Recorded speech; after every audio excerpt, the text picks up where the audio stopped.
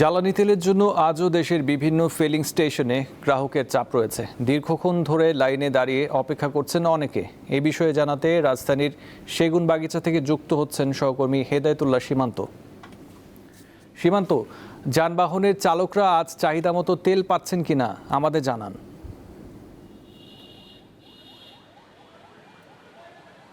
হ্যাঁ আসিফ, আমি এখন রমনা পেট্রোল পাম্পের সামনে রয়েছি।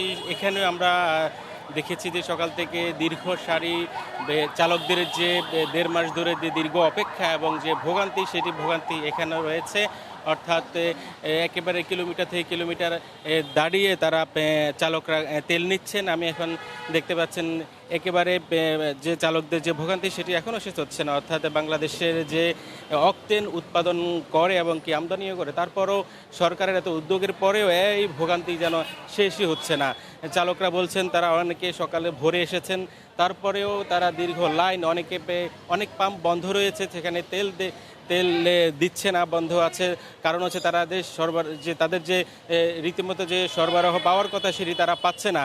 একেবারেই বলা চলে দীর্ঘ যে অপেক্ষা, সেই অপেক্ষার প্রহর তারা গুনছেন এবং কি তাদের যে ভোগান্তি রয়েছে। আমি যদি এখন বাংলাদেশ পেট্রোল পাম্প অনার্স অ্যাসোসিয়েশনের যে সভাপতি, তার সাথে একটু কথা বলতে চাই, নাজমুল হক, একটু কথা বলতে চাই যে বাংলাদেশ তো এই যে অকটেন উৎপাদন করে এবং কি আমদানিও বাড়িয়েছে এবং সরকারের পক্ষ থেকে বলা হচ্ছে আরও সরবরাহ বাড়ানোর জন্য, তারপরেও কেন এত ভোগান্তির দামও বাড়িয়েছে?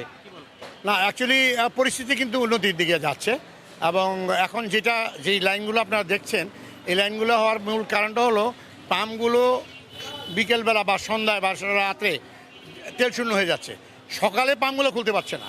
এটার মূল জিনিসটা হলো এখন যেটা পরিস্থিতিতে উন্নতি হয়েছে, ওনারা তো 20% সরবরাহ বাড়িয়েছেন এবং সরকারের কাছে পর্যাপ্ত তেল আছে, 2-3 মাসে সমস্যা হবে না। কিন্তু প্রশ্নটা হয়েছে যে তাহলে এই লাইনটা কেন? আপনারা সবাই তো প্রেসের সকালবেলা বেরিয়ে যান, দেখতে পাচ্ছেন লাইন। এই পাম্পগুলো যদি সকাল 8টা বা 9টা থেকে চালু হইতো তাইলে পরে এই লাইনটাও থাকতো না। এখন সকালবেলা যদি আপনার এই লাইনটা না থাকে বা যে রাখতে না হয়, তাহলে পরে আপনি প্রত্যেকটা পেট্রোল পাম্প সকালে চালু করতে হবে। আর সকালে চালু করতে হলে আগের দিন রাতে তেলটা থাকতে হবে। এখন আগের দিন রাতে যাতে তেল থাকে, এই পরিমাণ তেলটা গভর্নমেন্ট 20% বাড়িয়েছে, তো আর সামান্য কিছু বাড়িয়ে দিলে রাতে তেলটা থাকবে, তাইলে আর কোনো লাইনই থাকবে না। আর এটা সরকারি সিদ্ধান্তের উপর নির্ভর করে। সরকার থেকে বলা হচ্ছে যে অবৈধ মজুতদারের কারণে এই সংকট তৈরি হচ্ছে। অবৈধ মজুত তো ছিল, এখনও আছে, অনেক কমে গেছে।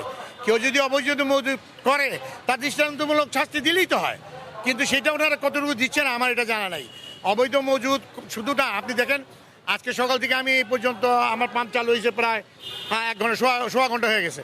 এই সোয়া ঘন্টার ভিতরে অন্তত 50টা গাড়ি আমি দেখছি তেল যা চাইছে তার অর্ধেকও যায় না, বইরা পড়ে যাচ্ছে, বিশেষ করে মোটরসাইকেল।